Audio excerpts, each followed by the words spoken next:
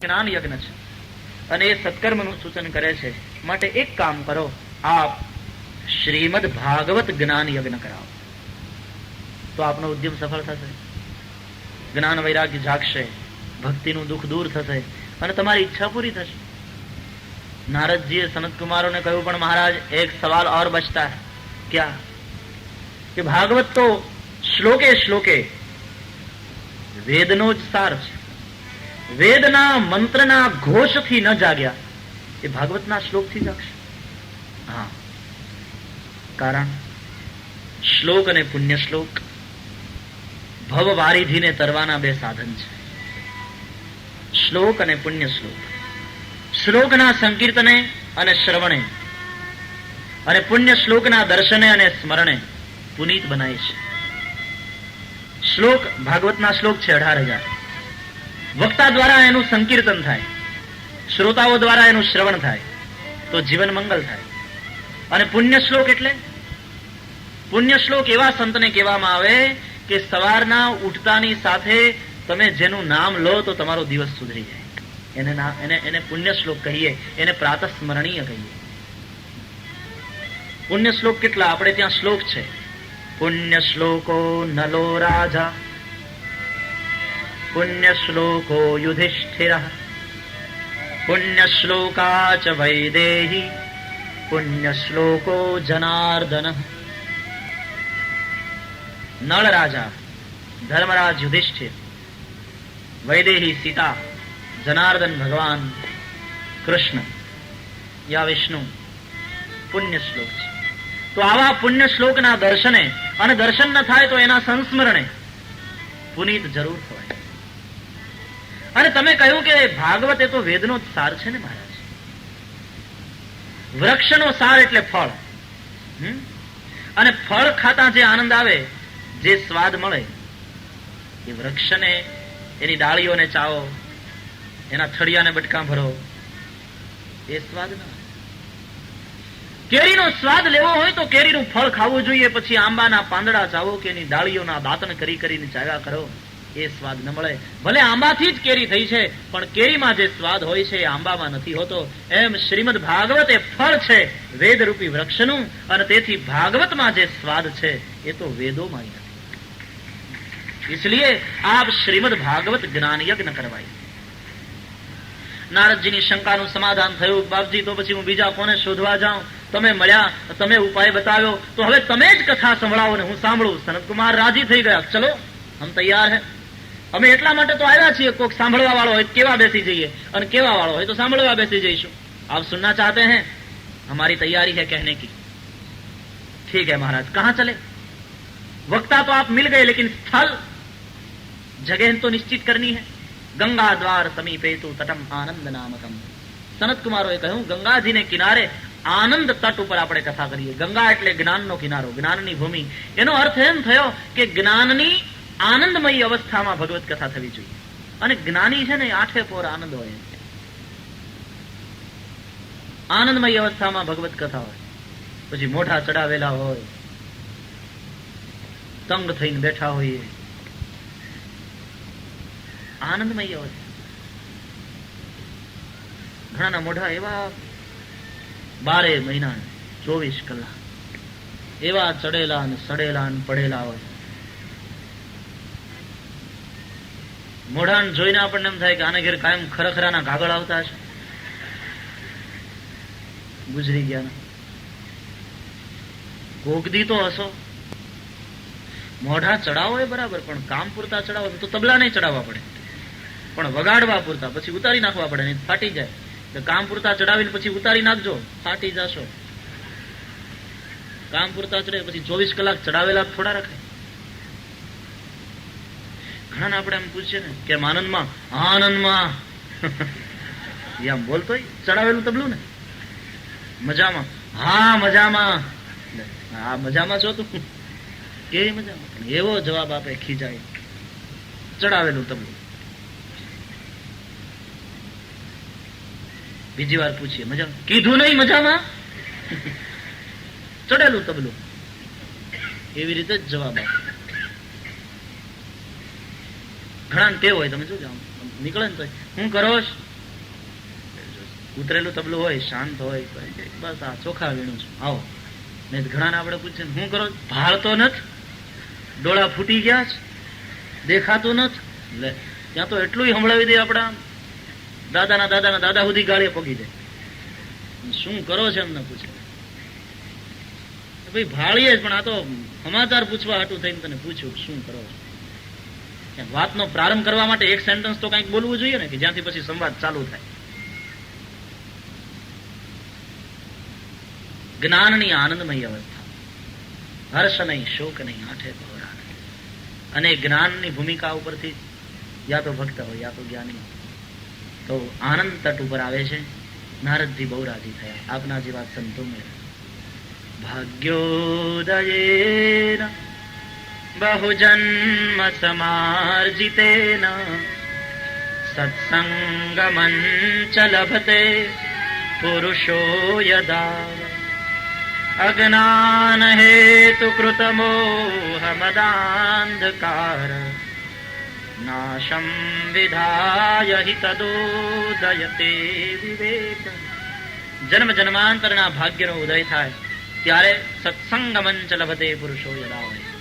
આપના જેવા સંતનું દર્શન થાય, સત્સંગ થાય, અને સત્સંગ થાય એટલે વિવેક રૂપી સૂર્યનો ઉદય થાય, અને વિવેક રૂપી સૂર્યનો ઉદય થતા અજ્ઞાન તિમિર, મોહની નિશા, રાત્રિ જતી રહે. યાદ રહે, સત્સંગ એ પુરુષાર્થનું ફળ નથી, સત્સંગ એ પરમાત્માના અનુગ્રહનું ફળ છે. રામ કૃપા બિન સુલભ નથી. બીજું બધું પુરુષાર્થથી મળશે, સત્સંગ પુરુષાર્થથી નહીં, પ્રભુ કૃપાથી મળશે. માત મિલે પુનિતાત મિલે સુત ભ્રાત મિલે જુગતી સુખદાયી રાજ મિલે ગજબાજ મિલે સબ સાજ મિલે મન વાંછિત પાઈ લોક મિલે વિધિ લોક મિલે પરલોક મિલે વૈકુંઠ ही जाई सुंदर और मिले सब ही एक संत समागम दुर्लभ भाई संत समागम दुर्लभ भाई संत સમાગમ દુર્લભ ભાઈ. અને એ સત્સંગ આજે આપણને સૌને મળ્યો છે. વ્યક્તિને શાંતિ અને સમાજને ક્રાંતિ આપે એવો સત્સંગ શ્રીમદ ભાગવત કથાનો. તો શાंति મેળવતા भाव और प्यार से गाएं. कथा को विराम दे रहा हूं.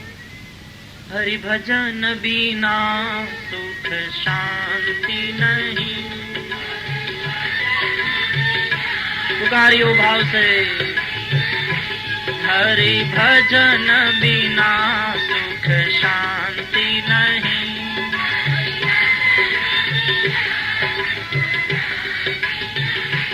प्रभु नाम विना आनंद नहीं.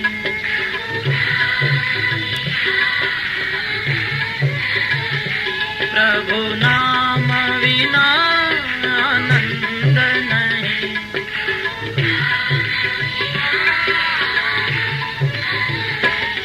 हरि भजन बिना सुख शांति नहीं.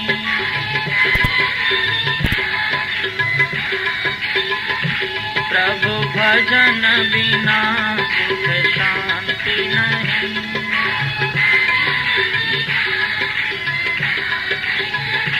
श्री राम विना विश्राम नहीं.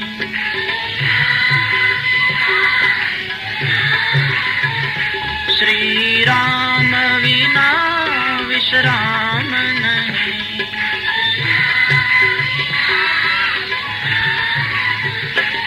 श्री कृष्ण विना आनंद नहीं.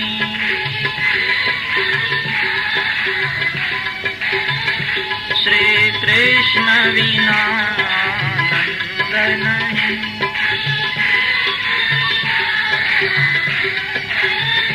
हरि भजन बिना सुख शांति नहीं. भजन करियो भगवान का भाव से. राजा राम राम राम सीता राम राम राम. राजा राम राम राम सीता राम राम राम. राजा राम राम राम सीता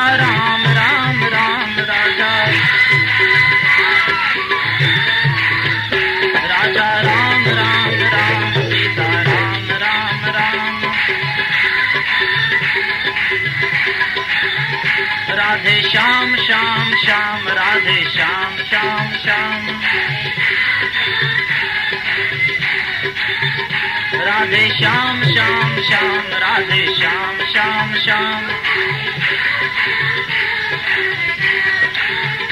सीता राम राम राम राधे श्याम श्याम श्याम सीता राम राम राम राधे श्याम श्याम श्याम सीता राम राम राम राधे श्याम श्याम श्याम सीता राम राम राम राधे श्याम श्याम श्याम। कल मिलेंगे सुबह 10 बजे। भाव और प्यार से गाइए। श्री द्वारिकाधीश की जय, श्री गोवर्धन नाथ की जय, श्री गिरिराज धरण की जय, श्री बालकृष्ण लाल की जय, सद्गुरु देव की जय। ओम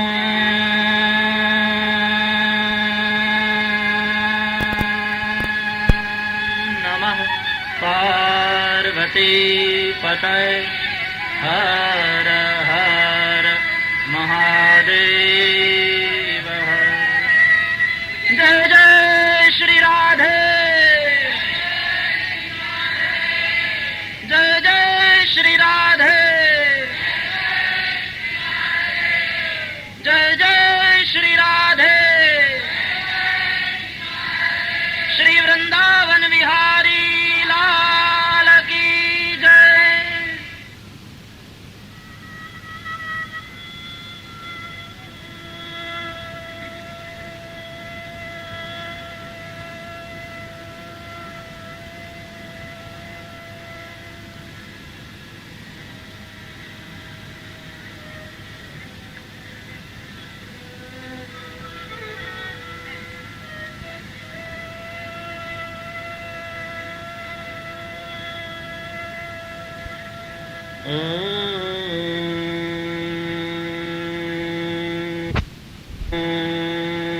भगवते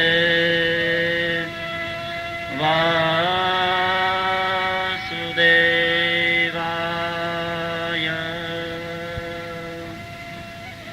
स्वस्ति श्री गणेशाय नमः। श्री सरस्वत्यै नमः। श्री गुरुभ्यो नमः।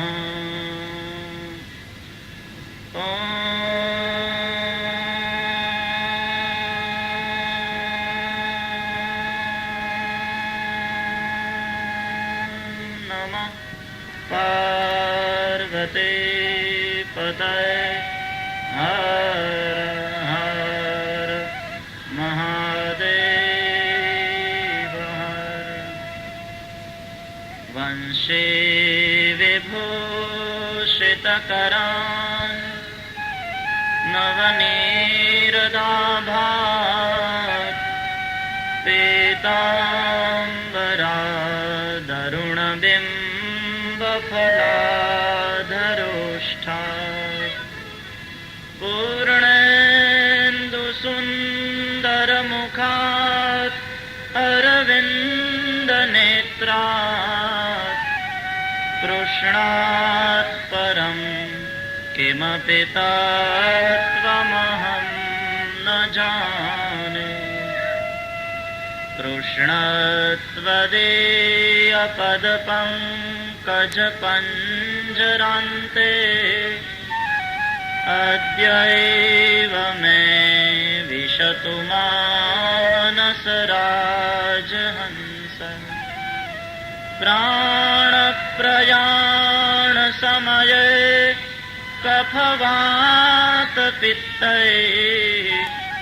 कण्ठावरोधनविधौ स्मरणं कुतस्ते श्री द्वारिकाधीश की जय। श्री बालकृष्ण लाल की जय। सद्गुरुदेव की जय।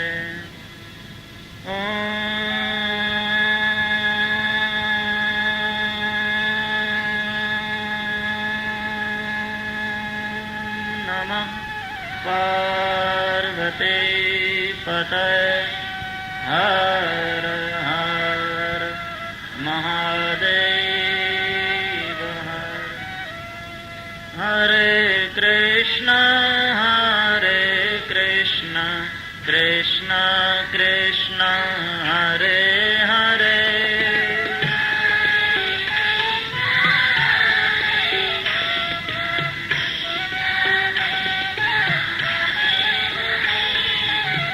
हरे राम राम राम हरे हरे।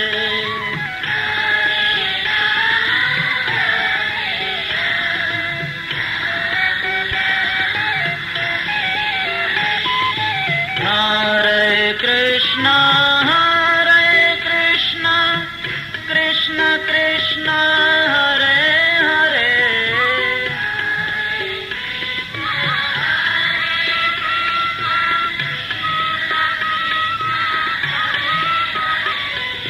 हरे राम राम राम हरे हरे।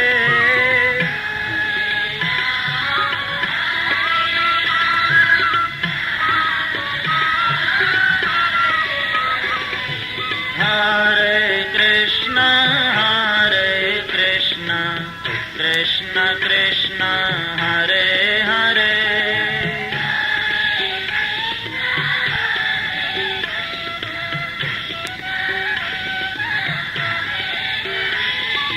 हरे राम राम राम हरे हरे।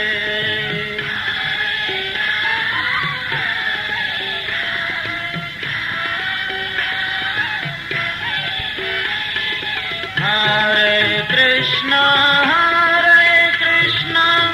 कृष्ण कृष्ण हरे हरे।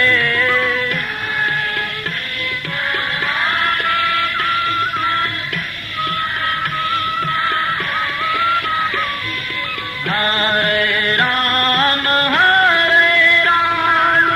राम राम हरे हरे।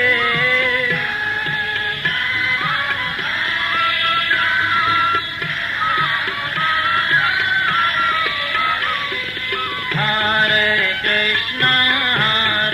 कृष्ण कृष्ण कृष्ण हरे हरे।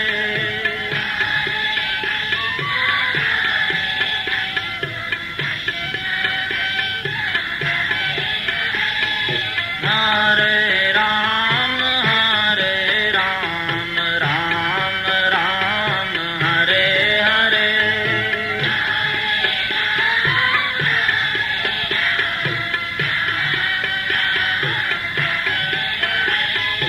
हरे कृष्ण कृष्ण कृष्ण हरे हरे।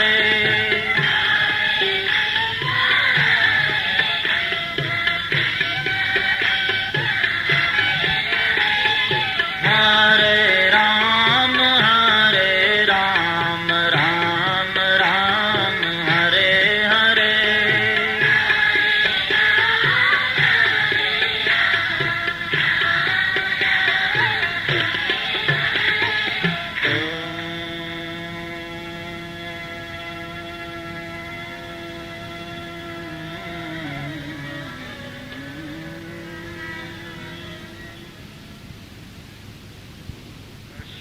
नारायणं वन्दे कृष्णं वन्दे व्रजप्रियम् कृष्णं द्वैपायनं वन्दे કૃષ્ણં વંદે પૃથાસુતં. નારદ ઉવાચ જ્ઞાનયજ્ઞં કરિષ્યામિ શુકશાસ્ત્રકથોજ્જવલં ભક્તિજ્ઞાનવિરાગાણાં સ્થાપનાર્થં પ્રયત્નતઃ.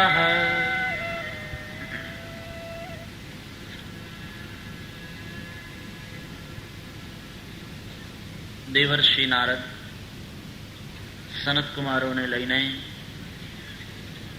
ગંગાજીને કિનારે આવ્યા છે. આનંદ તટ ઉપર ભગવત કથાનો પ્રારંભ થાય છે.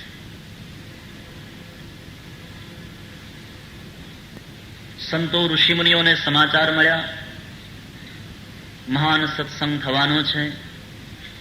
અનેક ઋષિઓ પોતપોતાના આશ્રમોની અંદરથી શિષ્ય વૃંદને સાથે લઈ ભગવત કથા શ્રવણ માટે ગંગાજીને કિનારે પધાર્યા. આ ઋષિમુનિઓ છે કોઈ લૌકિક કાર્ય કરતા નહોતા, જપ તપ યજ્ઞ યાગાદી, પણ એ પોતાનું બધું જ કાર્ય છોડી ભગવત કથા શ્રવણ માટે પધાર્યા. એ ભગવત કથાની મહત્તા સૂચવે છે. સામાન્ય ઋષિઓ નહોતા. ભૃગુ, વસિષ્ઠ, ચ્યવન, ગૌતમ, મેધાતિથિ, દેવલ, દેવરાજ, પરશુરામજી, ગાધીસુત વિશ્વામિત્રજી, પીપલાદ, વ્યાસજી, પરાશર ઋષિ, આવા મહાન ઋષિઓ ત્યાં પધાર્યા. અનેક તીર્થો શરીર ધારણ કરીને ત્યાં પધાર્યા. જ્યાં જ્યાં ભાગવતી કથા થતી હોય ત્યાં સર્વ તીર્થોનો નિવાસ હોય છે. જે લોકો નહોતા આવતા એને ભૃગુ ઋષિ સમજાવીને લઈ આવ્યા. ઘણા લોકો નહોતા આવતા કે અમને કંકોત્રી નથી, અમને નિમંત્રણ નથી. ભૃગુ ઋષિએ લોકોને સમજાવ્યા કે ભગવત કથામાં જવા માટે નિમંત્રણની અને કંકોત્રીની જરૂર નહીં. એ તો ખબર પડે એટલે આપણે આપણા કલ્યાણ માટે ત્યાં પહોંચી જવું જોઈએ. ભગવત કથા માટે આમંત્રણની કે કંકોત્રીની જરૂર નથી. ઘણા કથા પૂરી થઈ જાય પછી અમને એમ કે હમણાં ચાલતું હતું ને બરહામ પાર્કમાં, કહીએ હા અમે નજીક જ રહીએ છીએ. એટલે પૂછીએ તો તમે આવતા હશો? તો ના રે એકેય દિવસ નહીં. એ કેમ? તો અમને કંકોત્રી ક્યાં? તારી જન્મોત્રીમાં સાંભળવાનું નહીં લખ્યું હોય, નહીં તો તું કંકોત્રીની અપેક્ષા શું કામ રાખે? તારી જન્મોત્રીમાં કઈ ગ્રહો એવા પડ્યા હશે કે તારા ભાગ્યમાં સત્સંગ નહીં હોય. ગંગા વહેતી વહેતી ગામને જાપે આવે પછી તો આપણે આપણા ઘરેથી યોગ્યતાનું પાત્ર લઈ અને આપણી યોગ્યતા મુજબ એમાં પાન કરવા કે એમાં સ્નાન કરવા નીકળવું જોઈએ. સિનેમા થિયેટર વાળા કંકોત્રી લખે જ તમને કે શુક્રવારે રાતના છેલ્લા શોમાં આવીને અભિવૃદ્ધિ કરશો જી, અને આ પત્રિકાને રૂબરૂ મળ્યા તુલ્ય સમજી ત્યાં તો સામે ચાલીને જઈએ. અને અહીંયા નિજ કલ્યાણ માટે આવવાનું છે, સ્વાંત સુખ માટે આવવાનું છે, ત્યાં કંકોત્રીની અપેક્ષા. જે લોકો આવી અપેક્ષાથી નહોતા આવતા એને ભૃગુ ઋષિ સમજાવીને લઈ આવ્યા છે. મહાન સત્સંગ થયો અને સનત કુમારોએ શુક શાસ્ત્રનું મહાત્મય શરૂ કર્યું. સદા સેવ્યા શ્રીમદ ભાગવતી કથા યસ્યાહ શ્રવણ માત્રેણ હરિશ્ચિત્તમ સમાશ્રય.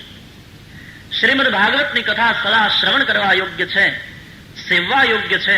શ્રવણ માત્રથી ચિત્તમાં શ્રી હરિ આવીને વિરાજે છે. શ્રીમદ ભાગવતના શ્રવણ માત્રથી ચિત્તમાં શ્રી હરિ પ્રગટ થાય છે. શ્રીમદ ભાગવતના શ્રવણ માત્રથી મુક્તિ પ્રાપ્ત થાય. ભ્રમણામાં નાખનાર અનેક પુરાણોની કથા સાંભળીને શું એકમ ભાગવતમ શાસ્ત્રમ મુક્તિદાનેન ગર્જતી. શ્રીમદ ભાગવત મુક્તિનું દાન આપવાની ગર્જના કરે. ગંગા, ગયા, કાશી, પુષ્કર, ગોદાવરી એ બધા તીર્થો અદ્રષ્ટ ફળ સૂચક છે. એ લાંબે કાળે તમને પવિત્ર કરે. પણ આ ભાગવતી કથાનો સત્સંગ દ્રષ્ટ ફળ સૂચક છે. આની અંદર સ્નાન કરે એને તુરંત ફળ મળે.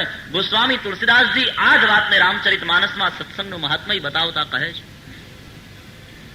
મજન ફલ પેખિય તત્કાલા, મજન ફલ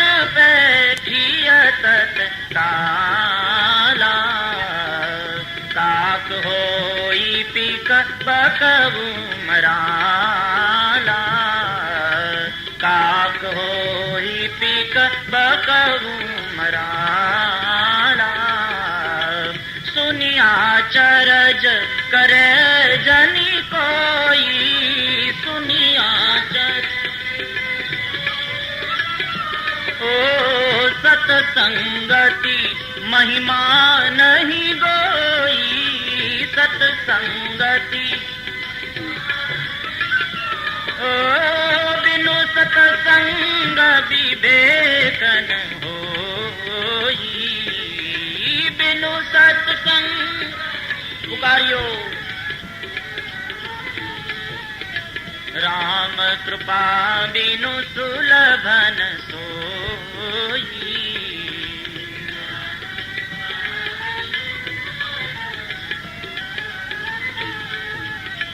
सठहि सुधरहि सुसंगति पाई सठहि ओ पारस परस कुधातु सुहाई पारस परस ओ मंगल भवन मंगल हारी मंगल भवन द्रवं सुदशरथ अजीर बिहारी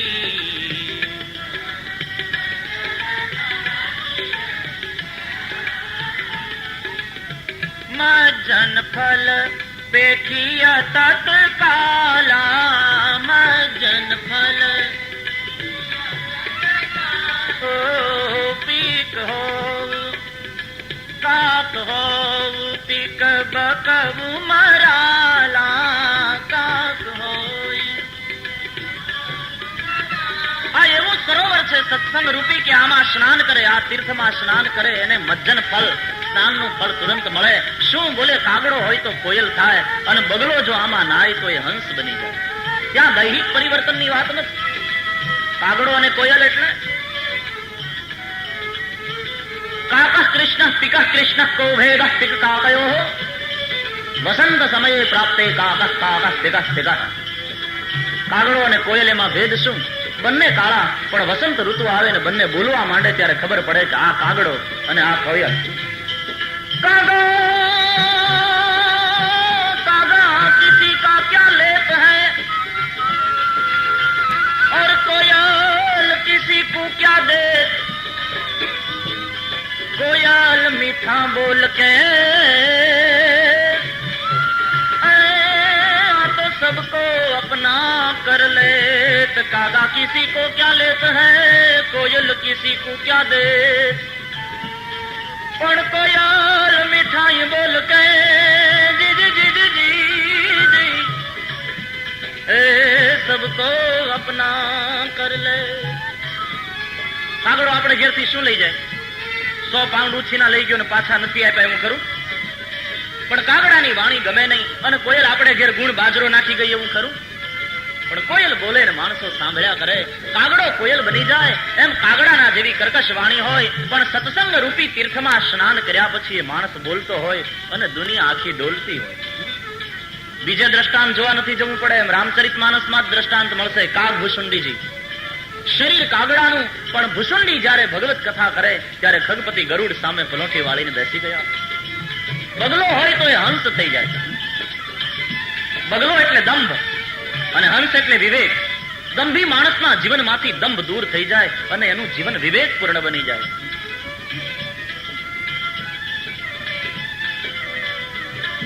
દૈહિક પરિવર્તનની વાત નથી ભૂમિકાના પરિવર્તનની વાત છે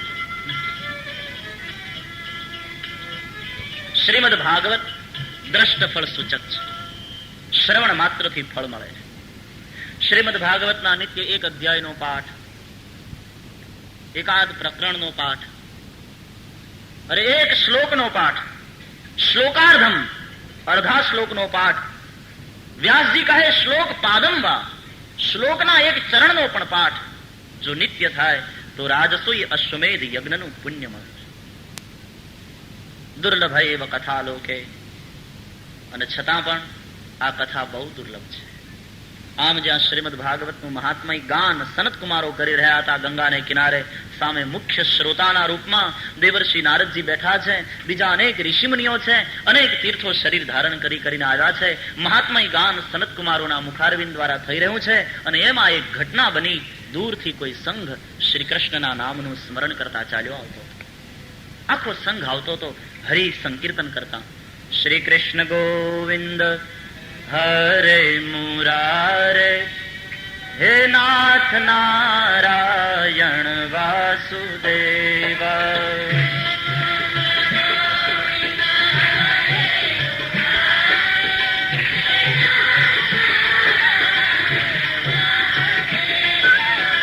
શ્રી કૃષ્ણ ગોવિંદ હરે મુરારે, હે નાથ નારાયણ વાસુદેવ.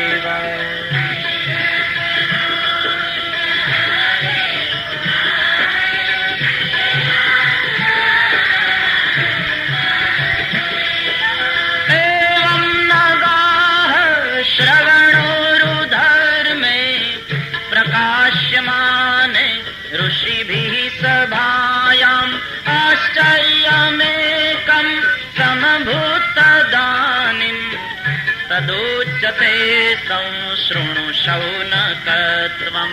श्रीकृष्ण गोविन्द.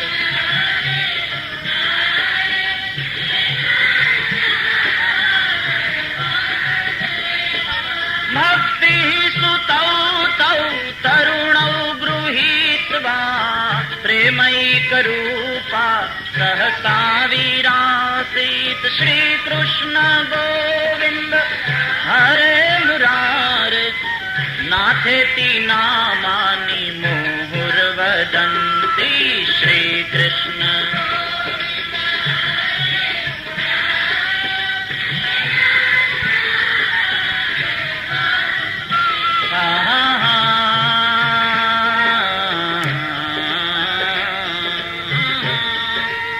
રામચરિતમાનસની ચોપાઈઓ કોઈ પણ રાગમાં ગાઈ શકાય. એ રીતે શ્રીમદ ભાગવતના શ્લોકોને પણ કોઈ પણ રાગમાં ગાઈ શકાય. હા, શ્લોકને રાગમાં અને એમાંય પાછા તાલમાં ગાવા, રિધમમાં, એ થોડા કઠણ જરૂર છે, પણ અશક્ય નથી.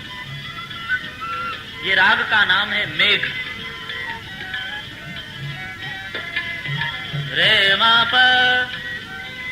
रे माप ની પ મરે ની સા.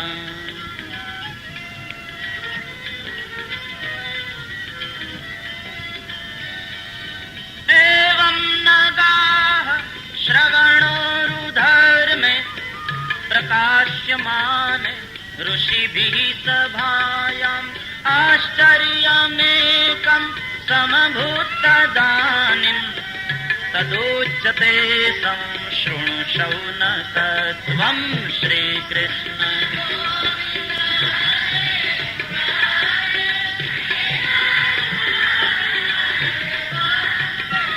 संस्कृत भाषा का माधुर्य देखो. अघरी नहीं, अद्भुत भाषा है. सरल भी है, सरस भी है. बड़ा सीधा साधा अर्थ है. नगाह गाथा चलती थी 9 દિવસની નગાહ ગાથા.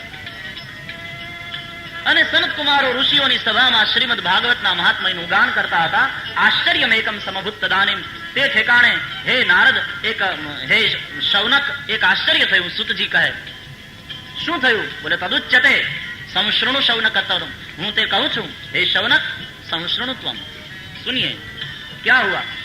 भक्ति सुतौ तौ तरुणौ गृहीत्वा प्रेमैक रूपा सहसा विरासित. श्री कृष्ण गोविंद हरे मुरारे नाथेति नामानि मुहुर्वदन्ति. श्री कृष्ण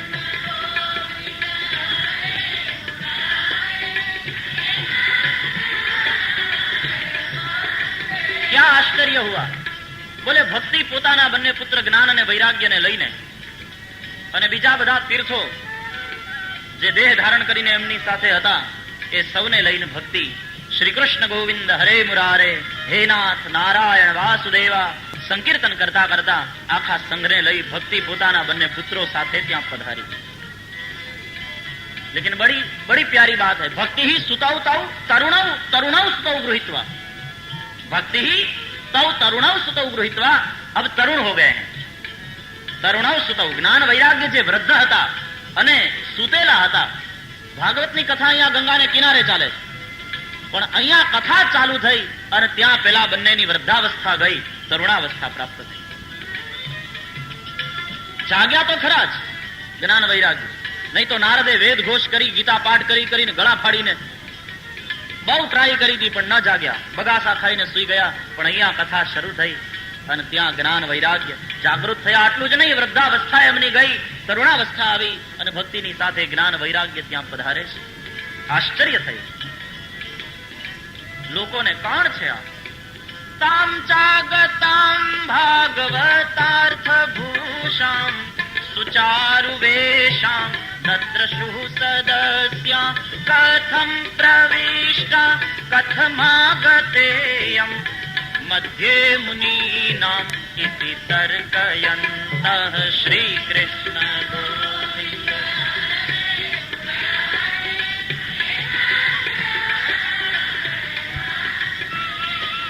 સભામાં બેઠેલા બધાને આશ્ચર્ય થયું કે આ કોણ આવ્યું? કથમ, શા માટે આવી? સનતકુમારોએ પૂછ્યું છે આવનારને, ભક્તિને, પેલી સ્ત્રીને, પેલા બંને તરુણ પુત્રોને, તમે કોણ છો? અહીંયા કેમ આવ્યા? પૂછું કુમારા વચનમ તદાનિમ કથાર્થતો નિષ્પતિતાધુનેયમ એવં ગિરહસા સસુતા નિશમ્ય સનત્કુમારમ નિજગાદનમ રા શ્રી કૃષ્ણ ગોવિંદ.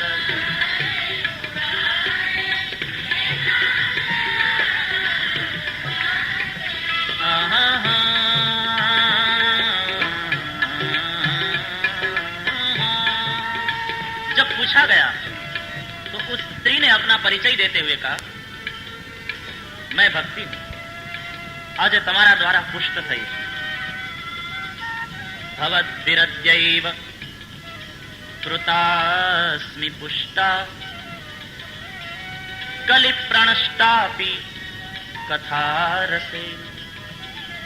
કલયુગ દ્વારા પ્રનષ્ટ થઈ, કલયુગમાં ભક્તિ પ્રનષ્ટ થઈ ગઈ હતી, છતાં પણ આજે તમારા દ્વારા આ ભગવત કથા રસથી હું પુષ્ટા બની, પુષ્ટ થઈ.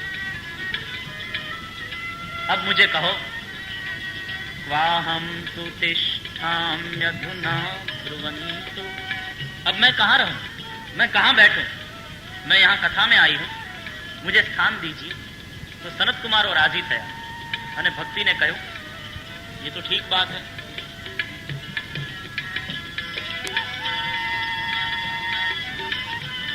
यत्र भागवती वार्ता तत्र भक्त्यादिकम रजे. જ્યાં ભાગવતી કથા થતી હોય ત્યાં ભક્તિ આદિ જ્ઞાન વૈરાગ્ય વગેરે આવે જ છે. આવી છે તો તને સ્થાન આપું છું. ભક્તિએ સ્થાન માંગ્યું કે મને કથામાં બેસવાની જગ્યા તો હોવી જોઈએ, અને મહત્વની વ્યક્તિ આવે એને તો પછી આગળ કંઈક પાસ સિસ્ટમમાં કે. ભક્તિએ સ્થાન માંગ્યું. સનતકુમારો વક્તા સ્વયં, અને વક્તા પોતે એમ કે અહીંયા બિરાજો, પછી કોઈથી ના પડે. સનતકુમારો પોતે સ્થાન બતાવે. ભક્તેષુ ગોવિંદ સ્વરૂપ કર્ત્રી પ્રેમૈક ધર્ત્રી ભવરોગહંત્રી સાત્વંચ તિષ્ઠામ્યધુના નિરંતરમ વૈષ્ણવ માનસાની શ્રી કૃષ્ણ ગોવિંદ.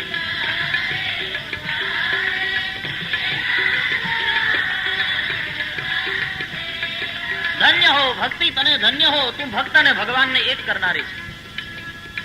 ભક્તેશુ ગોવિંદ સ્વરૂપ કરતી, પ્રેમ સ્વરૂપા છે, ભવરોગને હરનારી છે. ભલે આવી, તારે સ્થાન જોઈએ છીએ ને હું તને બતાવું. બોલે જલ્દી બતાવો મહારાજ, હું ક્યાં બેસું?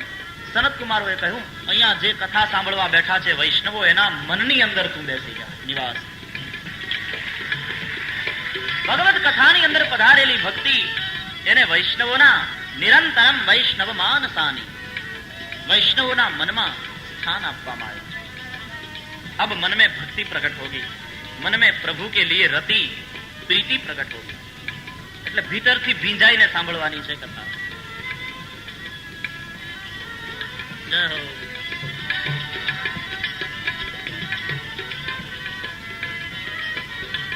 પછી તો સનત કુમારોએ શ્રીમદ ભાગવતનું મહાત્મય સંભળાવ્યું છે.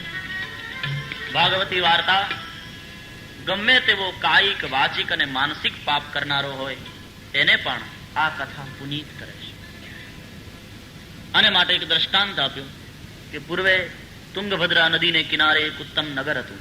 તુંગભદ્રા તટે પૂર્વમ અભૂત પત્તનમુત્તમમ. એ નગરમાં એક આત્મદેવ નામનો બ્રાહ્મણ રહેતો હતો. કથાનો વાચ્યાર્થ જુદો છે, કથાનો વ્યંગ્યાર્થ જુદો. ભાગવતની કથા ડબલ કરવી પડે. પેલા એનો વાચ્યાર્થ આમાં જે લખ્યું હોય તે, પછી એનો વ્યંગ્યાર્થ કહેવાનો. કારણ કે સમાધિ ભાષામાં છે ને, પછી એની સમાધિ ભાષા કહેવી પડે, નહીં તો ના સમજાય. તુંગભદ્રા, તુંગ એટલે શ્રેષ્ઠ અને ભદ્ર એટલે કલ્યાણ કરનારી એવી ભદ્રા, જેના દ્વારા માણસ પોતાનું શ્રેષ્ઠ કલ્યાણ સાધી શકે તે એટલે મોક્ષ. એવી એ તુંગભદ્રા નદી. આમ તો તુંગભદ્રા તમે જાઓ કિષ્કિંધા, ભારતમાં હોસ્પેટ હુબલીની પાસે, તો ત્યાંથી તુંગભદ્રા વહે છે. પણ તુંગભદ્રાનો અર્થ થાય શ્રેષ્ઠ કલ્યાણ, એટલે કે મોક્ષ પ્રદાન કરે એવી એ તુંગભદ્રાને કિનારે અભૂત પત્તનમ ઉત્તમમ એક નગર હતું. પત્તનમ એટલે નગર, પણ સંસ્કૃત ભાષાની મજા જુઓ.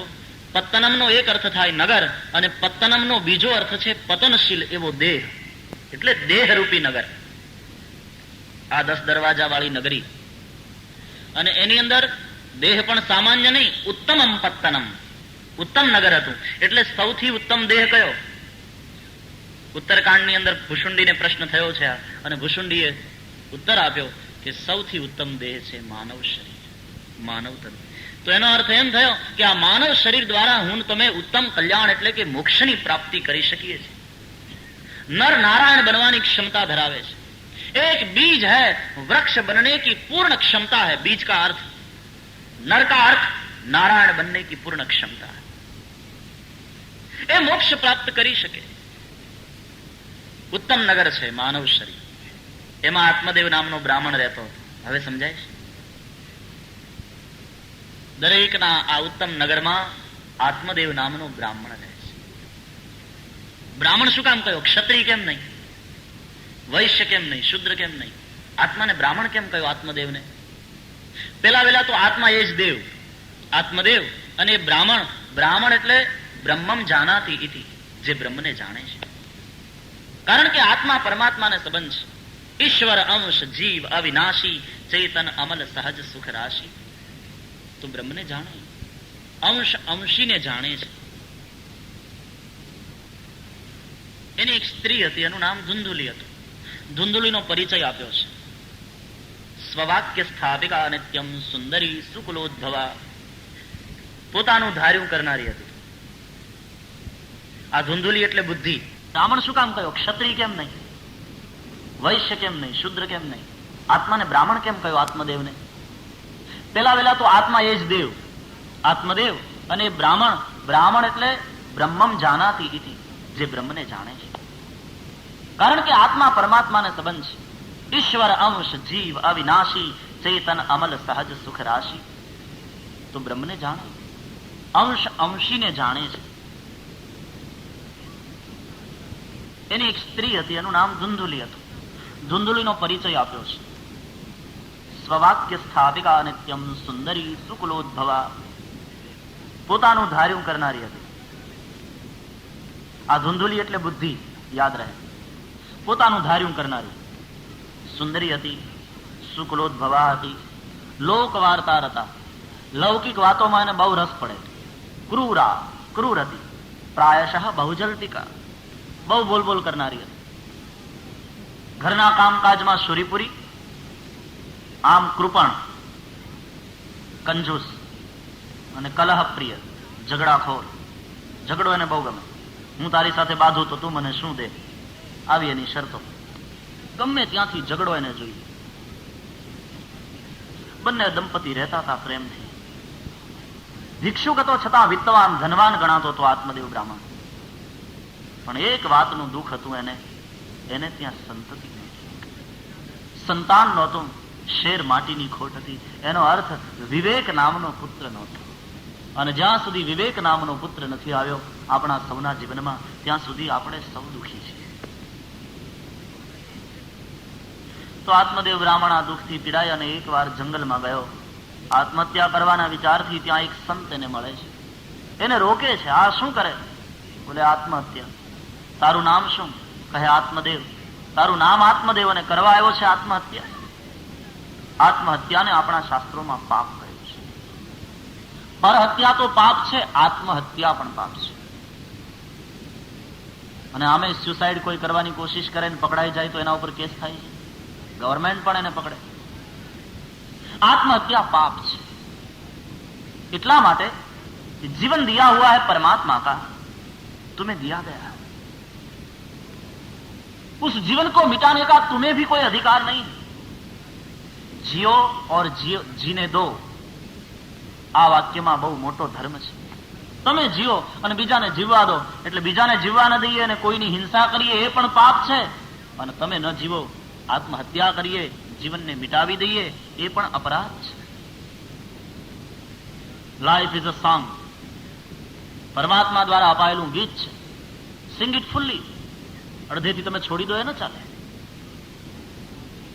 પણ બધા ગાવાના બદલે રોતા દેખાય. Life is a battlefield, fight it. Life is an examination, pass it. Life is a song, sing it. गीत तो है जीवन, एक काव्य है. गीत तो है जीवन, अब उसमें संगीत भर देना है. कथा द्वारा, परमात्मा द्वारा अपाયેલું જીવન ગીત, એમાં હવે સંગીતને ભરીએ. અને સંગીતને બદલે આપણા જીવનમાં ઘોંઘાટ દેખાય. કાઠિયાવાડી ભાષામાં કહું તો ગોકીરો. સંવાદ નથી, ન કર્યો ગોકીરો છે, ઘોંઘાટ છે. संगीत सभर करवानुं છે. गीत तो प्रभुए आप्યું, अब गाना है, संगीत चाहिए, इसलिए सत्संग करो. संगीत तो ત્યારે પ્રગટ થશે જ્યારે કૃષ્ણને શરણે જઈશું, કૃષ્ણના જીવનને જાણશું, રામના જીવનને જાણશું. ઇનકે જીવન में संगीत है. મને ઘણા લોકો પૂછે ભાગવતની કથા સંગીતમાં શું કામ? ભાગવતની કથા સંગીતમાં થતી હોય એવું બહુ અમે સાંભળ્યું. સંગીતમાં શું કામ? હું પ્રશ્ન કરું, પેલા શું કામ નહીં એ મને કહે, પછી હું તને શું કામ એનો જવાબ આપું. कोई कारण है क्यों नहीं इसका? कोई ठोस कारण बता सकते हो? मैं पूछता हूं क्यों नहीं. अब मैं उत्तर दूं क्यों.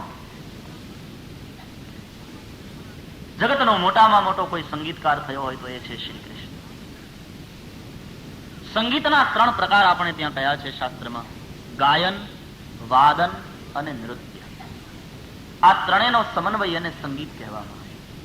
એ ત્રણેયમાં જે કુશળ એને સંગીતકાર કહેવામાં આવે. કૃષ્ણ આ ત્રણેયમાં કુશળ છે, ઉત્તમોત્તમ ગાયક છે. ગાયનમાં પણ કુશળ. શ્રી કૃષ્ણે કુરુક્ષેત્રના મેદાનમાં જે ગીતા ગાય, જે ગાયન ગાયું એ ભગવદ ગીતા બની અને આપણી પાસે આમ જ 700 શ્લોકોની સપ્તશતી મહાત્મા હેનરી થોરો માથે મૂકીને નાચ્યો, ખિસ્સામાં જ રાખી મૂકતો. શું કામ? કોઈએ પૂછ્યું, બોલે એવી કોઈ સમસ્યા નથી કે જેનું સમાધાન આ નાનકડી સપ્તશતીમાં ન હોય. ભગવદ ગીતા અને મહત્વની વસ્તુ તો એ છે ભગવદ ગીતામાં કે આખી 700 શ્લોકોની ગીતામાં એક પણ ઠેકાણે હિન્દુ શબ્દ લખેલો જોવા નહીં મળે તમને. એનો અર્થ આપણા ઋષિઓએ કહ્યું માત્ર હિન્દુઓ માટે નહીં, સમસ્ત જગત માટે અમારી ભગવદ ગીતા છે. આ સંકુચિતતા જરાય નથી આપણા ઋષિઓની વિચારધારામાં. સમસ્ત લોકો માટે, બધા માટે છે. ગીતા કોની? જે પોતાની માને એની, તે સૌની. ગીતા સાથે જે સંબંધ બાંધે તેની. गीता को जो अपनी समझ, सबके लिए, केवल हिंदुओं के लिए ही है ऐसी बात नहीं. तो गायन में पण कृष्ण कुशल. वादन, बांसुरी वादन करे. વાંસળી વિનાનો, વેણુ વિનાનો કૃષ્ણ કલ્પી શકો છો? હું કહું ના કે કૃષ્ણ બોલો એટલે 4 વસ્તુ આપોઆપ યાદ આવે. કૃષ્ણ કહો અને એની વેણુ યાદ આવે. કૃષ્ણ કહો, ગાય યાદ આવે. કૃષ્ણ કહો, રાધાજી યાદ આવે. કૃષ્ણ કહો અને મોર પંખ આવે. આ ચાર ચીજ એવી છે એને કૃષ્ણથી તમે જુદી ન પાડી શકો. बांसुरी विना कृष्ण की कल्पना थती नहीं. और जब वादन करते हैं तो जड़ चेतन चेतन जड़ थाय. हवा वहती हो तो ये जाने एकदम थंभी स्थिर थी जाए, एकदम हवाई जामी जाए, एवी जामी जाए ચોસલા પાડી શકો, ગોળ પાપડી ના પાડો એવી રીતે. વાદનની કુશળતા છે કૃષ્ણની. ગાયનમાં કુશળ, વાદનમાં પ્રવીણ, નૃત્ય રાસલીલા. રાસ પંચાધ્યાયી એ તો શ્રીમદ ભાગવતના પંચ પ્રાણ છે. તો ગાયન, વાદન અને નૃત્ય એ ત્રણેયમાં શ્રી કૃષ્ણ પ્રવીણ છે. એટલે કૃષ્ણ જગતના મહાન સંગીતકાર છે. અને મહાન સંગીતકાર જગતનો એની જયારે આપણે વાંગમય પૂજા કરવા માટે બેઠા હોઈએ ત્યારે સંગીત ન હોય તો કેવું ફીકું ફીકું. પંડિત ઓમકારનાથ ઠાકુરને કોઈ અંજલિ આપવા માટે સભા મળી હોય ને એકે વાચિંત્ર ત્યાં ન હોય અને સંગીત ન હોય, આ તો એના જેવું લાગે. અને આ તો જગતનો મોટામાં મોટો સંગીતકાર. અને આપણે ત્યાં આમ પણ કથાની બે પદ્ધતિ છે, એક વ્યાસ પદ્ધતિ અને બીજી નારદીય પદ્ધતિ. વ્યાસ પદ્ધતિમાં વક્તા બોલે, શ્રોતાઓએ બધાએ સાંભળવાનું, વચ્ચે નહીં બોલવાનું, ધ્યાનથી શ્રવણ કરવાનું. નારદ પદ્ધતિમાં સંગીત હોય, નારદજીના હાથમાં જ વીણા છે, સંગીત આયા. તો નારદ પદ્ધતિમાં સંગીત હોય, એ કીર્તન પ્રધાન ભક્તિ હોય એમાં થતી હોય, શ્રોતાઓએ પણ એમાં સંમિલિત થવાનું હોય. તો દૂસરી નારદીય પદ્ધતિ. વ્યાસ પદ્ધતિ અને નારદીય પદ્ધતિ એ બેમાં મૂળભૂત તફાવત એ છે કે વ્યાસ પદ્ધતિમાં શ્રોતા વચ્ચે બોલે તો એ દોષ છે, એને દોષ લાગે. કારણ કે વ્યાસ પદ્ધતિમાં કથા વક્તા દ્વારા થતી હોય, શ્રોતા વચ્ચે બોલે અને એને વિક્ષેપ થાય તો એ દોષ ગણ્યો છે. પણ નારદ પદ્ધતિમાં જો શ્રોતા મૂંગા રહે તો એ દોષ છે. આ નારદી પદ્ધતિ છે, આમાં મૂંગા નહીં રહેતા. ઝીલવાનું કહીએ ત્યારે ઝીલજો, નહીં તો દોષ છે. नारदी पद्धति. यहां तो श्रोताओं को भी सम्मिलित होना. અહીં તમે થાંભલાનો ટેકો લઈને જામી જાઓ એ ન ચાલે. सम्मिलित होना, एक्टिव पार्ट लेवानो, एक एक क्षण सतत સાથે રહેવાનું. વ્યાસ પદ્ધતિ શુકાચાર્ય જે કથા કરતા હતા ત્યારે એવા શ્રોતાઓ સામે હતા. અહીંયા ध्यान રાખવું પડે, हलड़ाई गावा पड़े, लौरे भी सुनानी पड़े और फिर जागृत करने की कोशिश भी करनी पड़े. जन्म जन्म की गहरी नींद है और फिर उससे जागृत करना है. कठिन बात है. नींद नहीं टूटती, सपने संजो लेते हैं नींद में ही, बड़े प्यारे लगते हैं सपने, जागने का मन नहीं होता. तो दो पद्धति है, व्यास पद्धति, नारद पद्धति. અને આપણા પુરાણો એ પદ્યમાં છે, ગદ્યમાં ઓછા. પદ્ય એટલે કાવ્ય. આમાં બધા પદ્ય છે, આમાં બધા અલગ અલગ છંદો છે. અનુષ્ટુપ છે, મંદાક્રાંતા છે, શાર્દુલ વિક્રીડિત છે, અનેક પ્રકારના છંદો તમને આમાં જોવા મળશે. એનો અર્થ કાવ્ય છે, ગીત છે. ગીત છે તો સાથે સંગીત હોવું જોઈએ. ગીત છે એનો અર્થ ગાના હે, ગુનગુનાના હે, ગાવાનું છે તો સંગીત चाहिए. इसलिए कथा संगीत. અને જગતના મહાન સંગીતકારની વાંગમય પૂજા કરવા માટે આપણે બેઠા છીએ, इसलिए साथ में संगीत आता. તો વાંસળી વિનાના કૃષ્ણની કલ્પના ન થાય. જીવન ગીત છે, પ્રભુએ આપ્યું છે, હવે એને ગાવું છે, સંગીત चाहिए. આ કથા દ્વારા अपने जीवन को संगीत से भर दो. અને સંગીત તો એના જીવનમાં, સૂર તો એના જીવનમાં પ્રગટે કે તારને બરાબર બાંધ્યા હોય. બહુ કચકચાવીને બાંધો ટાઈટ તો પણ સૂર ન નીકળે, સાવ ઢીલા રાખો તો એ સૂર ન નીકળે. મધ્યમમાં એવા બાંધ્યા હોય કે જ્યાંથી સૂર પેદા થાય.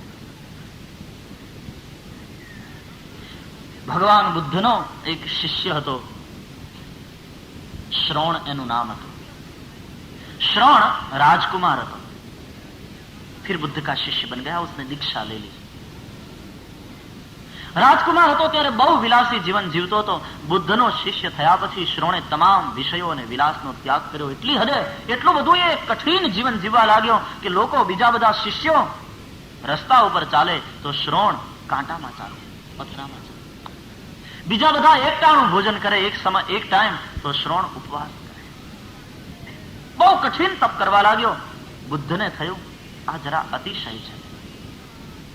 ભગવાન તથાગતે श्रोण ने बुलावीने पूछूं, वत्स मैं देख रहा हूं तू बहुत कठिन तपश्चर्या कर रहा है.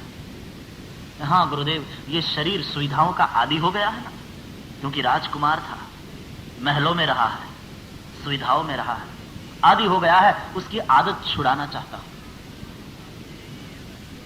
बेटे, अति को निवारो. अति को निवारो तभी सुर पैदा होगा. अतियां निवारो सभी तरह से, क्योंकि बुद्ध गुजर चुके हैं उस भूमिका से. बुद्धे એટલા બધા ઉપવાસ કર્યા એકવાર કે એકદમ શરીર દુર્બળ થઈ ગયું, અને એમાં એક નદી પાર કરીને સામે કિનારે જવાનું હતું. કેડ સુધી માત્ર પાણી હતું અને બુદ્ધ પાર ન કરી શક્યા. શિષ્યોએ માંડ ટેકો દઈ પકડી અને એમને સામે કિનારે મૂક્યા. સામે કિનારે પહોંચ્યા પછી બુદ્ધને તરત વિચાર આવ્યો કે એક કેડ સમાણું પાણી છે નદીનું, એને પણ જો હું પાર ન કરી શક્યો તો ભવસાગરને કઈ રીતે પાર કરીશ આ દુર્બળ શરીરથી. બુદ્ધે સામે કિનારે જઈ અને પહેલું કામ પારણા કરી નાખવાનું કહ્યું. એક શુદ્રને હાથે ભોજન લઈ અને ભગવાન તથાગતે પારણા કર્યા. એટલા માટે જ આપણા યોગ શાસ્ત્રમાં ભગવાન પતંજલિએ કહ્યું કે અતિ આહાર કરનાર, અતિ ભોજન કરનાર પણ યોગી ન બની શકે, અને અતિ ઉપવાસ કરનાર પણ યોગી ન થઈ શકે. યોગનો અર્થ છે જીવનમાં સંતુલન पैदा કરવું. યોગીના જીવનમાં સંગીત હોય છે, સુર पैदा हुआ है, क्योंकि अतियां निवारें. योग ये सिखाता है. અતિ નિદ્રા કરનાર પણ યોગી ન થઈ શકે, બહુ ઉજાગરા કરનાર પણ યોગી ન થઈ શકે, અતિશય પ્રવૃત્તિ કરીને તનને તોડી નાખે એ પણ યોગી ન થઈ શકે, તો સાવ પ્રમાદી એ પણ યોગી ન થઈ શકે. યોગનો અર્થ છે જીવનમાં સંતુલન पैदा કરવું, સુર पैदा हो, સંગીત पैदा हो. ભગવાન બુદ્ધે શ્રવણને કહ્યું, તું અતિઓને નિવાર, अति सर्वत्र वर्जय.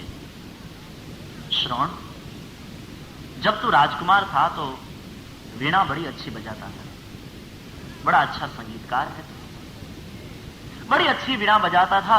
लोग भी तेरे वीणा वादन की प्रशंसा करते हुए थकते नहीं थे. मैंने भी बहुत प्रशंसा सुनी. बोले हाँ गुरु महाराज, जब राजकुमार था तब बजाता था, अब तो नहीं बजाता, अब तो छोड़ दी. बोले श्रवण, लेकिन तू वीणा इतनी प्यारी बजाता था. एक बार तो मैं निकला था भिक्षा के लिए और तू अपने राजमहल के जरूखे में बैठकर वीणा वादन कर रहा था. लोग सुनने के लिए इकट्ठे हो गए थे, काफी भीड़ जमा हो चुकी थी. मैं भिक्षा के लिए वहां से गुजर रहा था, मैंने भी सुनी तेरी वीणा तो मैं भी ठहर गया, वहां रुक गया. बड़ी अच्छी वीणा बजाता. अब मुझे ये बता कि वीणा જ્યારે તું વગાડતો ત્યારે એના તારને તું કઈ રીતે મેળવતો? ઢીલા છોડતો તો? બોલે નહીં ગુરુ, ઢીલા તો નહીં છોડતો. તો પછી કચકચાવીને બાંધતો? બોલે એમ પણ નહીં. તો તું ઢીલા છોડતો હોઈશ? કહ્યું ના, કચકચાવીને બાંધતો તો? બોલે એમ પણ નહીં. તો કઈ રીતે બાંધતો? બોલે ये कहना जरा कठिन है, लेकिन गुरुदेव ऐसे बांधता था तार को जहां से सूर पैदा हो. बुद्धे कहूं, बेटे मैं वही कहना चाहता हूं तुझे. अपने जीवन वाद्य के तार को इतने ढीले भी न छोड़ो. जब तो राजकुमार था तो तूने बड़े ढीले छोड़े थे अपने जीवन वाद्य के तार को. विषय विलासी था तब भी सुर पैदा नहीं होता, और अब तो सन्यासी बन गया है तो इतना कठिन तप कर रहा है, अपने शरीर को इतना कष्ट दे रहा है. अब तूने जीवन वाद्य के तार को बड़े कस के बांध लिए, तब भी सुर पैदा नहीं होगा. बेटे तूने जो उत्तर दिया है ना कि जीवन वाद्य के तार को ऐसे बांधे जहां से सूर पैदा हो. अति कचकचावीने पण नहीं, अति ढीला पण नहीं. આપણા જીવનમાં સંગીત નથી એનું કારણ આપણે તારને સરખા બાંધ્યા નથી. અમારે કાઠિયાવાડમાં સૌરાષ્ટ્રમાં એમ કે ઘણા બટેટા વડા જેવા હોય અને ઘણા પિત્તળની રકાબી જેવા હોય. એટલે આપણને એમ થાય પિત્તળની રકાબીને અને બટેટા વડાને શું સંબંધ? પણ બહુ સમજવા જેવું છે. તમે પિત્તળની રકાબીમાં કોઈ દિવસ ચા પીધી છે તો ખ્યાલ હશે. પિત્તળની નહીં, ચાંદીની. ચાલો, અમને તો પાય એટલે અમને અનુભવ. અમે મહારાજ રહ્યા ને કથાકાર બન્યા એટલે હવે વળી લોકો ચાંદીમાં પાય, પણ એ સજા છે, મજા નથી. ચાંદીમાં પીવું પડે એને ખબર હોય. પિત્તળની કે ચાંદીની રકાબીમાં ચા પીવો ને, જેવી એની અંદર ચા નાખો, રકાબી એટલી બધી ગરમ થઈ જાય, તરત પકડી લે ચાની ગરમી. ઉઠાવા જઈએ ધગે એટલે એમ થાય ઠરવા દો, વળી મૂકી દઈએ. 2-3 મિનિટ પછી વળી ઉપાડીએ પેલા કરતા વધારે ધગી ગઈ, ઠંડી થવાને બદલે. ચાની ગરમીની પોતાના શોષણ. છેવટે થાય એવું કે ચા ઠરીને ઠીકરું થઈ જાય, પણ રકાબી ગરમ હોય એટલે ચા તો પી શકાય જ નહીં, પીવો તો હોઠ બળે. એમ ઘણા પિત્તળની કે ચાંદીની રકાબી જેવા હોય, બહારથી ગરમ અંદરથી ઠંડા. બહારથી એવા ગરમ હોય, ઘરમાં તમે જુઓ ગરમ ને ગરમ. પત્નીની હારે સીધી વાત જ નહીં કરે, ગરમ હે પાણી લાવ, નહીં તો ગરમ થઈને જ વાત. પેલી બિચારી ગભરાઈને તરત પાણી આપે, જલ્દીથી નાવાનું પાણી બાથરૂમમાં મૂકી દે, નહીં તો બાથરૂમમાં પાણી.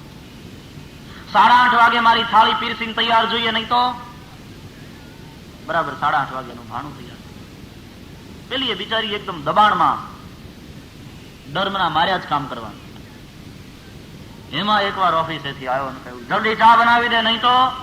હવે પત્નીનો પિત્તો ગયો કે નહીં તો તમે શું કરશો? 1.5 મહિનાથી નહીં તો ચાલુ કરે, નહીં તો શું કરવાના તમે? કે તો મારી મેળે બનાવી દે. પિત્તળની રકાબી, બહારથી ગરમ અંદરથી ઠંડો હોય તો સામેથી પડકારો નથી થયો ત્યાં સુધી. અને ઘણા બટેટા વડા જેવા હોય. બટેટા વડા તો તમે ઘણી વાર ખાધા હશે, અનુભવ હશે.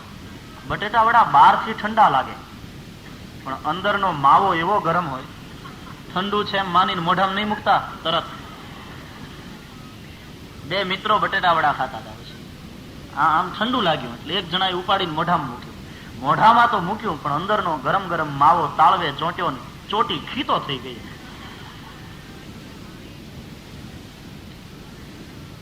સિસકારા મારવા માંડ્યો, આંખમાંથી નાકમાંથી પાણી નીકળવા માંડ્યા. મોઢામાં નાખ્યું, અતિશય ગરમ એટલે જ્યાં સુધી પૂરું ચાવે નહીં અને ઠંડુ ન કરે ત્યાં સુધી અંદર ન જાય, ન કઢાય એને બહાર. એ હુગામડા વેડા કોણ કરે? ખરાબ લાગે. ન ઉતારાય અંદર, ન કઢાય બહાર. પછી તો એને થૂંકથી મોઢામાં મમળાવીને ટાઢું જ કરે છૂટકો, ત્યાં સુધી છુટકારો. નાકમાંથી આંખોમાંથી પાણી નીકળવા માંડ્યું એટલે સામેવાળા દોસ્તારે કહ્યું કે કેમ મિત્ર તું રડી પડ્યો? તારી આંખમાં આંસુ? બટેટા વડા ખાતા? એટલે એને વાતને ફેરવી નાખી કે હા મિત્ર, મને મારા સ્વર્ગસ્થ પિતાજી યાદ આવી ગયા. કેમ? તો કે એને બટેટા વડા બહુ ભાવતા, એટલે જ્યારે જ્યારે હું બટેટા વડા ખાઉં છું ત્યારે ત્યારે મને પિતાજીની યાદ આવે છે અને મારી આંખો ભીંજાય છે. એના દોસ્તારે કહ્યું સાવ સાચી વાત. હા, સ્વર્ગસ્થ વડીલોને આવું કંઈક ભાવતું હોય ને આપણને પ્રેમ હોય, વસ્તુ ખાઈએ એટલે સહજ આપણને એની યાદ આવે, એમ કહીને એને તે મોઢામાં મૂક્યું. ઠંડુ છે એમ માની અને માવો ચોંટ્યો તાળવે 1.5 ફૂટ ઊંચો થઈ ગયો સોફા. એના એ સિસકારા ચાલુ થયા, આંખમાંથી ને નાકમાંથી પાણી ચાલુ થયું. હવે પૂછવાનો પેલાનો વારો હતો કે હું તો રડ્યો પણ તું શું કામ રડ્યો? તો કે મને તારા બાપા યાદ આવી ગયા. મારા બાપા? તે કોઈ દિવસ મારા બાપાને જોયા હતા? કહ્યું નહીં. તું કોઈ દિવસ એને મળ્યો હતો? બોલે નહીં. તો તને મારા બાપા ક્યાંથી યાદ આવ્યા હતા? તારા જેવાને જન્મ આવ્યો એટલે. સીધી રીતે કેતો નથી કે ગરમ છે, હું તો ન ખાત. આ તારી પછવાડે હું પણ દુખી થયો. બાપા યાદ આવ્યા. સીધી રીતે કહી ન દેવું જોઈએ બટેટું વડું ગરમ છે. બહારથી ભલે ઠંડુ પણ અંદરથી ગરમ. એમ ઘણા બહારથી એવા ઠંડા લાગે, અંદરથી બહુ ગરમ. અમારે તો કથા માટે અનેક ઠેકાણે ફરવાનું હોય, અનેક ઠેકાણે ઉતારા હોય, અનેકના સંપર્કમાં આવતા હોઈએ. એક ઠેકાણે ઉતારો હતો કથામાં, તો એ ભાઈનો સ્વભાવ મને બહુ ગમ્યો. એટલે છેલ્લે જયારે વિદાય થતા હતા ત્યારે મેં ભાઈને કહ્યું, મેં કીધું તમારો સ્વભાવ બહુ શાંત અને આમ ઠંડો, મને તમારો સ્વભાવ ગમ્યો. તો એના પત્ની કહે કે હા ઈ સાચું. મને શંકા તો પડી કે આમાં ક્યાંક અંદર ખાને જરૂર વાંધો છે. પછી મેં એ બેનને પૂછ્યું, મેં કીધું કેમ તમે આમ બોલ્યા? કે એ તો તમે અહીં મહેમાન થઈને આવ્યા ને હમણાં એટલે. બાકી સ્વભાવ કેવો છે હું જાણું, 15 વર્ષથી સાથે રહું. બટેટું વડું, બહારથી ઠંડુ, અંદરથી ગરમ. ખરેખર ઘણા ઠંડા માણસો આમ તમને લાગે, પણ એ જયારે ગરમ થાય ખલા ભીતરનો માવો. અતિયાની વાત તબ સંગીત પેદા હોગા. જીવન કાવ્ય છે, ગીત છે, સંગીત છે, અને પૂરું ગાવાનું છે. અધૂરું છોડી દો, આત્મહત્યા કરીએ પાપ છે, સજા થાય. તારું નામ આત્મદેવ અને કરવા આવ્યો છે તું આત્મહત્યા? ક્યા બાત હૈ, ક્યા વજહ હૈ? આત્મદેવે કહ્યું, મહારાજ મારે ત્યાં સંતાન નથી, પુત્ર નથી. પેલા સંન્યાસીએ કહ્યું, એ તો બહુ સારું. જેને છે એને તો કેટલી ઉપાધિ છે, એને ઉછેરીને મોટા કરવા, ભણાવવા, ગણાવવા, લાઈન ઉપર ચડાવવા, અને લોકો એમ કહે ને કે છોકરા બધું સંભાળી લે, પછી આપણે ભજન જ કરવું. તારે તો કઈ માથાકૂટ જ નહીં, તું તો અત્યારથી જ ભજન કરી શકે, કોઈ ઉપાધિ નથી. સારું કર્યું ભગવાને નથી દીકરો આપ્યો. સાંભળ બ્રાહ્મણ, મેં તારા પ્રારબ્ધને જોઈ લીધું છે. આ જન્મ તો શું, 7 જન્મ સુધી તારા ભાગ્યમાં પુત્રો નહીં વચ, તારા ભાગ્યમાં પુત્ર નથી. હે બ્રાહ્મણ, મુંચ અજ્ઞાનમ પ્રજારૂપમ, પ્રજારૂપા અજ્ઞાનને છોડ, બલિષ્ઠા કર્મણો ગતિ, કર્મની ગતિ બહુ ગહન છે. સંન્યાસમાં સુખ છે, છોડ બધું, ભગવત ભજન કર. આત્મદેવે કહ્યું, મહારાજ તમે ભગવાન કપડા પહેરીને ફકડ ગિરધારી થઈને બેઠા છો એટલે તમને ઉપદેશ આપવાનું સહેલું પડે છે. તમને શું ખબર પડે સંસારીઓના દુઃખની? સંતાન ન હોવાનું દુઃખ શું, એ તો સંસારીઓને પૂછો તો ખબર પડે. તમે ફકડ ગિરધારી મહાત્મા, તમને શું ખબર પડે? મહારાજ, મારા હાથમાં લીલી વસ્તુ હું લઉં તો એ સુકાઈ જાય છે. મારા આંગણામાં રહેલા વૃક્ષો કદી ફલિત થતા નથી. મારી ગૌશાળામાં રહેલી ગાય કોઈ દિવસ વિયાતી નથી. મારે હાથે કોઈ દાન સ્વીકારતું નથી. તમને શું કહું? યા તો મને પુત્ર આપો, અને નહીં તો પછી મને મરવા દો. સંતે બહુ સમજાવવાની કોશિશ કરી છે. આત્મદેવ બ્રાહ્મણ માન્યો નહીં. ત્યારે સંતને થયું, લાતો કે ભૂત બાતો से नहीं मानू, लात पड़ेगी तब बात बनेगी. अच्छा ठीक है, ये फल मैं तुझे देता हूं. આ ફળ લઈ જા અને તું તારી પત્નીને ખવડાવી દેજે. ઇદમ ભક્ષય પત્ન્યા ત્વમ તતઃ પુત્રો ભવિષ્ય, તો પુત્ર થશે. ફળ ખવડાવવાનું કહ્યું છે. આત્મદેવ બ્રાહ્મણ ફળ લઈ રાજી થઈ ઘરે આવ્યો. પોતાની પત્ની ધુંધુલીની પાસે રાજી થઈ આવીને કહ્યું, દેવી, એક સંતે આ પ્રસાદી આપી છે, આ ફળ ખાઈ જાઓ, ઠાકોરજી કૃપા કરશે, દીકરો દેશે. આમ કહી પત્ન્યા પાણવ ફલમ દત્વા સ્વયં વ્યાતસ્તુ કુત્રચિત, પત્નીના હાથમાં ફળ આપી અને આત્મદેવ બ્રાહ્મણ જતો રહ્યો. હું ને તમે બધાએ આ ભૂલ કરીએ છીએ. સંતે કહ્યું છે ખવડાવી દેજે. આત્મદેવ બ્રાહ્મણે ફળ ખવડાવ્યું નહીં, પત્નીના હાથમાં આપ્યું. આપણે બધા સંતનું ફળ એટલે સંતની પ્રસાદી, સંતનો ઉપદેશ, એ હું ને તમે બુદ્ધિને ખવડાવતા નથી, માત્ર એના હાથમાં આપી દઈને જતા. બુદ્ધિનો સ્વભાવ છે તર્ક વિતર્ક કરવાનો. આત્મદેવ બ્રાહ્મણ જતો રહ્યો. એ પછી ધુંધુલીએ તર્ક શરૂ કર્યા કે આ ફળ ખાઉં અને પછી મને પુત્ર થાય. કેટલી બધી મુશ્કેલી. અત્યારે જે સુખ અને આનંદ કરું છું, સ્વતંત્રતા ભોગવું છું, એ પછી ન મળે. ઈચ્છું તે ખાઈ શકાય નહીં, ધારું ત્યાં જઈ શકાય નહીં, ઘરનું કામ થઈ શકે નહીં. એટલે નણંદબાને બોલાવવા પડે ઘરના કામકાજ માટે, અને એ કેટલું ચોરી જાય કોને ખબર છે. આમાં લખ્યું છે આવું. આ હું મારું ઘરનું નથી કહેતો. મંદાયામ મયી સર્વસ્વમ નનાંદા સંહરેત તદા. વળી પુત્ર થાય તો એના લાલન પાલનની જવાબદારી, એના ઉછેરમાં કેટલી કઠિનતા. એ તો અડધી રાતના જાગે અને રડે એટલે આપણી નીંદર બગડે. નહીં, એ માથાકૂટમાં આપણે પડવું નહીં. અને બીજું બધું તો ઠીક, ગામમાં કદાચ ચોર ડાકુ અને લૂંટારા આવે તો બીજા બધા તો જીવ લઈને ભાગે. હું કઈ ભાગી શકું નહીં, મારે તો મરવાનું જ આવે. આવું કાંઈ થવાનું નથી. પણ છતાં તર્ક વિતર્ક કરવા લાગી. ધુંધુલીનો આ સ્વભાવ છે, એને બધું ધૂંધળું જ દેખાય. કોઈ કહે ને એની અંદર એને વિશ્વાસ ના આવે. એ શંકા કુશંકા કર્યા જ કરે, એને બધું સ્પષ્ટ ન દેખાય, એને ધૂંધળું જ દેખાય. ધુંધુલી છે. હાથમાં ફળ લઈ અને આમ બેઠી બેઠી વિચાર કરતી હતી. એમાં એની બેન આવી. બેને પૂછ્યું, શું થયું? આ ફળ શું છે? એટલે તારા બહેનોને કોઈ આપ્યું છે. કહે છે કોઈ મહાત્માએ આપ્યું છે, ફળ ખાવ તો મને પુત્ર થાય. બેને કહ્યું, બહુ સરસ, ખાઈ જા, તારે ત્યાં સંતાન નથી. ધુંધુલીએ કહ્યું, હું એ ઉપાધિમાં પડવા માંગતી નથી. એ તો ન ખા. બોલે પછી મારા પતિ પૂછશે તો હું શું જવાબ આપીશ? કહેવાનું ખાઈ નાખ્યું. અરે ખાઈ નાખ્યું શું? પછી દીકરો માગશે તો ક્યાંથી લાવીને આપીશ? બેને કહ્યું કે હા, એ બરાબર, એક કામ કર ને, મારા ઉદરમાં બાળક છે, અમારે ત્યાં ખાનારા ઘણા છે ને ખાવાનું કાંઈ નથી, તારે ત્યાં ખાવાનું ઘણું છે ને ખાનારા. આ કરુણા છે. બે જ વર્ગમાં સમાજને વિભાજિત કરી શકાય એમ છે. ચિંતા બધાને છે. એક શોષિત છે અને બીજો સંપન્ન વર્ગ છે. શોષિત હોય કે શ્રીમંત, સંપન્ન, પણ ચિંતા તો બધાને છે. એક જણાને એવી ચિંતા છે કે ભૂખ લાગે ત્યારે શું કરીએ, પૈસે નહીં, ખાને કો કુછ નહીં, તો ભૂખ લાગે ત્યારે શું કરીએ, આ ચિંતા એને સતાવે છે. તો બીજાને બીજી ચિંતા સતાવે છે કે શું કરીએ તો ભૂખ લાગે. ખાવાનું ઘણું છે પણ ત્યાં એને ભૂખ લાગતી નથી, ગોળીઓ ગળવી પડે. તો એકને ચિંતા છે કે ભૂખ લાગે ત્યારે શું કરીએ, અને બીજાને ચિંતા છે કે શું કરીએ તો ભૂખ લાગે. ખાવાનું ઘણું છે પણ ભૂખ નથી લાગતી. પેલાને ભૂખ લાગી છે તો એની પાસે ખાવાનું. મારા ઉદરમાં બાળક છે, આ બાળકનો જન્મ થશે ત્યારે હું તને આપી દઈશ, બદલામાં તું થોડું અમને દ્રવ્ય આપજે, થોડું ધન આપજે, અમારું પણ કામ થશે, તારું પણ કામ થશે. પરીક્ષા કરવા માટે આ ફળ છે એ ગાયને ખવડાવી દે. ધુંધુલીએ પેલું ફળ ગાયને ખવડાવી દીધું. ગર્ભવતી સ્ત્રીનો સ્વાંગ સજ્યો.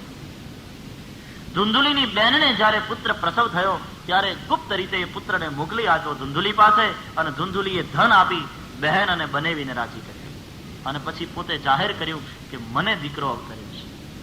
આત્મદેવ બ્રાહ્મણ છેતરાયો. એને એમ થયું કે મારે ત્યાં પુત્ર જન્મ છે. બુદ્ધિ આત્માને છેતરનાર છે. મન અને બુદ્ધિ બંને પરમાત્મામાં લાગે એ જરૂરી છે. ગીતામાં ભગવાન કૃષ્ણે કહ્યું છે, મય્યેવ મન આધત્વ મયી બુદ્ધિમ નિવેશય નિવસિષ્યસી મય્યેવ અત ઉર્ધ્વન્ન સંશય. મન અને બુદ્ધિ એ બંને તું મારામાં લાગે. બુદ્ધિ એવી આસક્ત છે સંસારમાં, અને એ મનને પોતાના તરફ ખેંચી લે છે, મનને લાલચમાં નાખે છે. પરિણામે આતમપંખી છુટકારો ઈચ્છે છે, છતાં એને મુક્તિ મળતી નથી. કોઈ કવિએ લખ્યું ને, બંધન બંધન જંખે છે મમ મન અને આતમ જંખે છુટકારો. બંધન બંધન જંખે છે મમ મન આતમ જંખે છુટકારો. મને દહેશત છે કે આ ઝઘડામાં, મને દહેશત છે કે આ ઝઘડામાં મારો ખૂટી ન જાય જન મારો રે. બંધન બંધ. આતમપંખી મુક્તિ ઈચ્છે છે, બુદ્ધિ અને મનને બંધન ગમે છે. આને આ ઝઘડામાં કઈ જન્મારો ખૂટી ન જાય અને હું કઈ ન કરી શકું.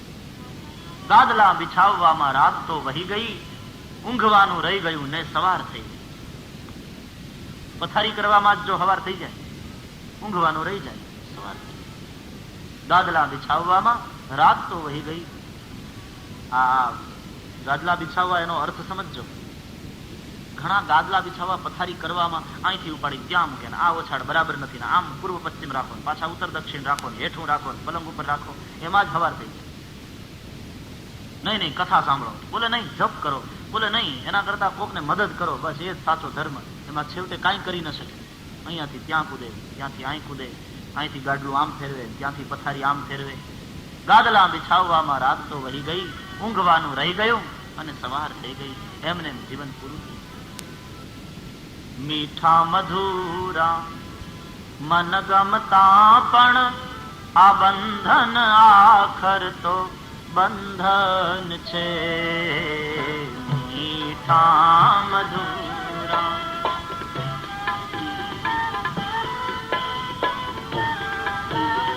ભલે મીઠા લાગે, ભલે મધુરા લાગે, ભલે મનને ગમે, પણ બંધન એ તો આખર બંધન. સોનાના પિંજરામાં પંખી પુરાયું હોય તો એને રાજી ન થવાનું હોય. પિંજરા ભલે સોને કા હો લેકિન આખર બંધન નહીં.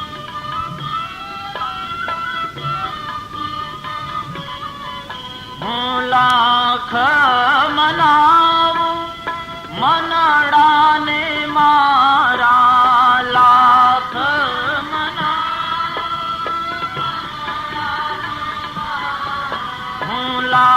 લાખ મનાવું મનડાને મારા,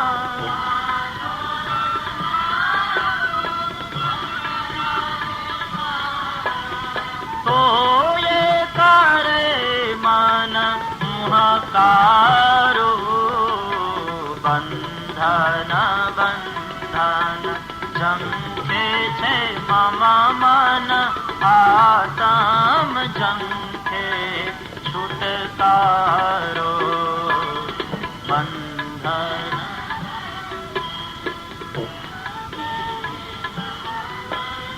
આતમ ઝંખે. મને દહેશત છે કે આ ઝઘડામાં,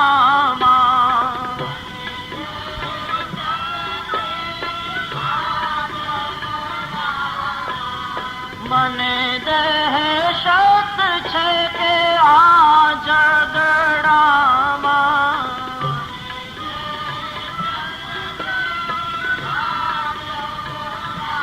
મારો ફૂટી ન જાય જન મારો રે, બંધન બંધન ઝંખે છે મમ મન, આતમ ઝંખે છુટકારો, બંધન.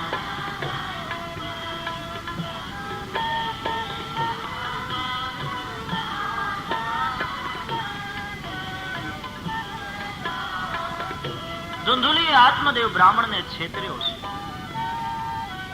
બેનના દીકરાને પોતાનો દીકરો કહીને આત્મદેવ બ્રાહ્મણની સામે મૂક્યો. આત્મદેવ રાજી થયો, ભગવાને કૃપા કરી મારે ત્યાં દીકરો થયો. પેલું ફળ ગાયને ખવડાવી દીધું હતું પરીક્ષા કરવા માટે. સંત પ્રસાદી કદી નિષ્ફળ ન જાય. ગાય માતાએ પણ સુંદર પુત્રને જન્મ આપ્યો. એ મનુષ્યાકૃતિ હતો, પણ એના કાન ગાય જેવા. ગોકર્ણ એવું એનું નામ પડ્યું. ગોનો એક અર્થ થાય ગાય, ગોનો બીજો અર્થ થાય ઇન્દ્રિયો. બુદ્ધિએ સ્વીકાર્યું નહીં સંતના ફળને, એટલે સંતના ઉપદેશને, પણ ઇન્દ્રિયોને ખવડાવ્યું. ઇન્દ્રિયોને ખબર છે કે આપણે 10 વાગે જતા હતા, 1 વાગે આવતા હતા, મંડપ કેવો હતો, સ્ટેજ કેવું હતું, બધાને ખબર છે ને. મનમાં સ્મૃતિ પણ છે. પગ જતા હતા, આંખો જોતી હતી, કાન સાંભળતા હતા, હાથ તાળીઓ પાડતા હતા. ઇન્દ્રિયોને ખબર છે. બુદ્ધિએ ન સ્વીકાર્યું. ગાયને ખવડાવ્યું તો એનાથી ગોકર્ણ થયા. ગોનો અર્થ બ્રહ્મ વિદ્યા પણ છે. ગો શબ્દના સંસ્કૃતમાં ઘણા બધા અર્થ છે. ગો એટલે જ્ઞાન પણ થાય. તો ગોકર્ણ, કર્ણ એટલે કાન. ગોકર્ણ પ્રગટ થયા એનો અર્થ કાને સાંભળેલું જ્ઞાન. શ્રવણ સંભૃત જ્ઞાનને ગોકર્ણ કહેવામાં આવે છે. બુદ્ધિએ સ્વીકાર્યું નહીં, પણ સાંભળેલું આપણને યાદ છે. સાંભળવું એક વસ્તુ છે અને સાંભળ્યા પછી સમજવું બીજી વસ્તુ છે. સાંભળ્યા પછી સમજવું હોય તો 3 શરત છે. પહેલું, શ્રદ્ધાનું ભાથું હોવું જોઈએ. શ્રવણ કરવા બેસીએ માત્ર બૌદ્ધિક ભૂખને લઈને નહીં, શ્રદ્ધાથી શ્રદ્ધાયુક્ત થઈ, જિજ્ઞાસાથી. શ્રદ્ધાને લઈને બેસતો પછી સાંભળશો તો જે મળશે તે જ્ઞાન, ક્યોંકિ શ્રદ્ધાવાન લભતે જ્ઞાનમ, સૂત્ર હે ગીતા. કેવળ બૌદ્ધિક ભૂખને લઈને બેસીએ અને સાંભળીએ, પછી જે મળે તે જાણકારી, માહિતી, મનોરંજન. એટલા માટે તો તુલસીએ લખ્યું ને, બુદ્ધ વિશ્રામ સકલ જનરંજની. કેવળ બૌદ્ધિક ભૂખને લઈને લઈ, શ્રદ્ધાને લઈને. તો એક તો શ્રદ્ધા હોવી જોઈએ, બીજું સંતનો સથવારો હોવો જોઈએ. શ્રદ્ધાનું ભાથું હોય, સંત રૂપી ભૂમિઓ હોય, અને ત્રીજું પ્રભુના ચરણારવિંદમાં પ્રેમ હોવો જોઈએ. લક્ષ્ય પ્રતિ પ્રેમ, જ્યાં જવું છે, જે તરફની આપણી યાત્રા છે, તો સાંભળ્યા પછી સમજી શકાય. ગોસ્વામીજીએ લખ્યું છે રામાયણમાં, જે શ્રદ્ધા સંબલ રહિત નહીં સંતન કર સાથ, તિન કર માનસ અગમ અતિ, જીન હિન પ્રિય રઘુનાથ. શ્રદ્ધાનું ભાથું, સંતનો સથવારો, પ્રભુ ચરણમાં પ્રેમ, આટલું હશે તો સાંભળ્યા પછી સમજી શકશે. અને શ્રદ્ધાને લઈને જે માણસ સાધના કરતો હોય ને, કદી થાકે નહીં. સંત પુનીતે લખ્યું છે, શ્રદ્ધાની દોરી જાલો રે જોર કરીને, શ્રદ્ધાની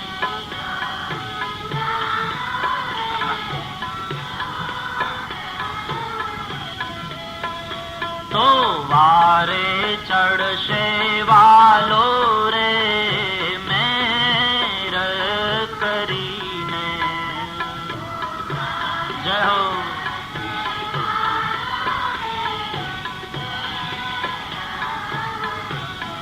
એ શ્રદ્ધાની દોરી ઝાલો રે જોર કરીને,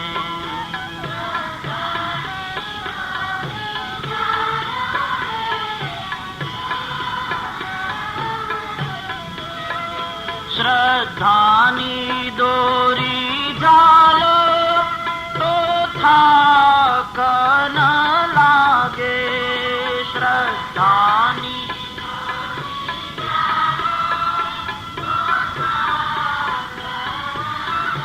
કે શ્રદ્ધાની દોરી ઝાલો તો થાક ન લાગે. શ્રદ્ધાની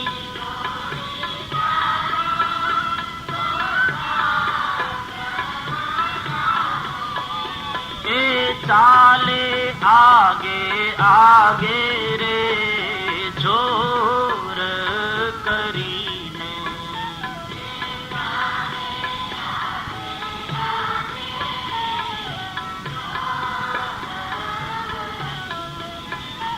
એ ચાલે આગે આગે રે જોર કરીને,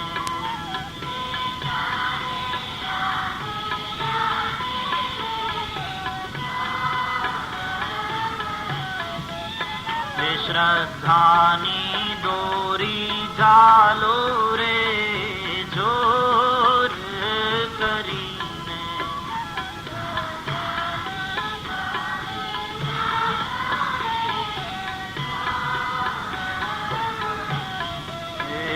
તો વારે ચડશે વાલો રે મેર કરીને.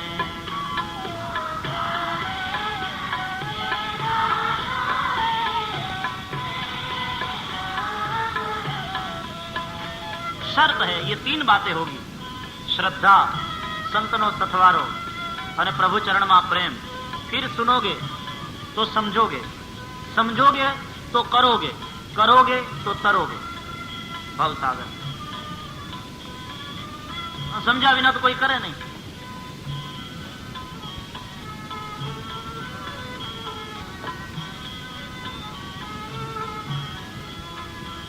શ્રદ્ધાયુક્ત થઈને બેસે. ગોકર્ણ એટલે શ્રવણ સમૃદ્ધ જ્ઞાન, સાંભળેલું. તો સાંભળવું એક વસ્તુ છે, સમજવું બીજી વસ્તુ.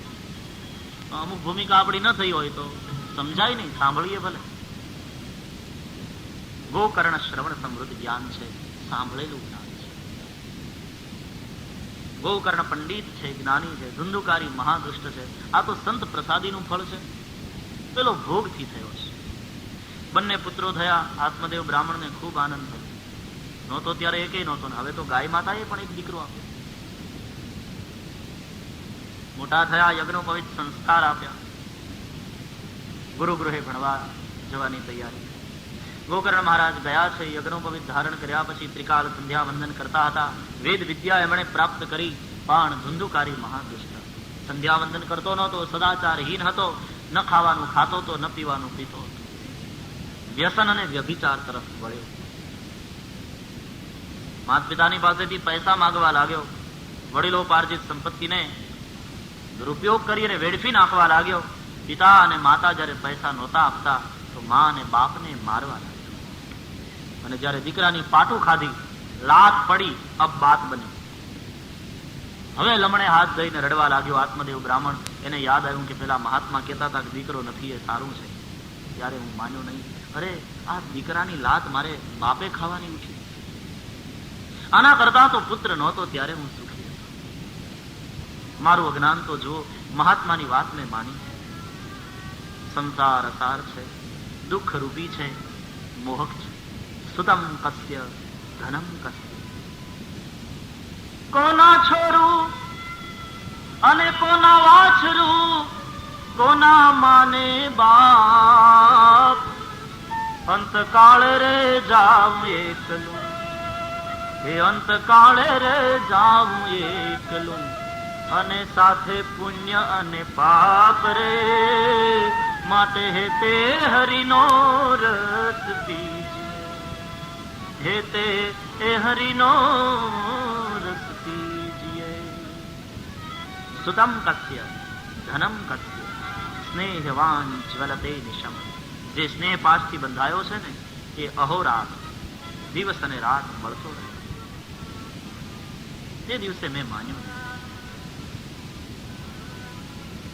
સાંભળ્યું તો ખરું તે દિવસે, પણ સમજાયું આજે. કથામાં જે સાંભળીએ ને એ સમજાય ક્યારે? કથામાં તો ગાઈએ, કોઈ કોઈનું નથી રે,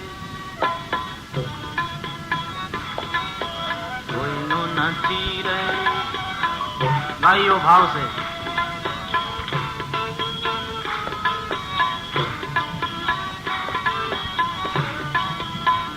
એ નાહક મરે છે બધા મથી મથી રે, કોઈ કોઈનું નથી રે. નાહક મરે છે બધા,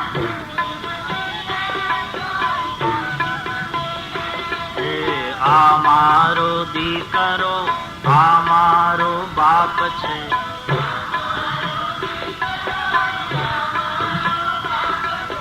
આ મારી ઘરવાળી ને આ મારી માત છે.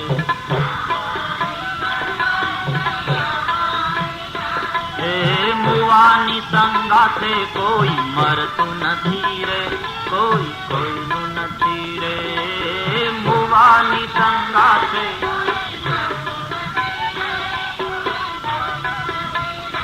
કોઈ કોઈનું નથી રે, કોઈ કોઈનું નથી રે.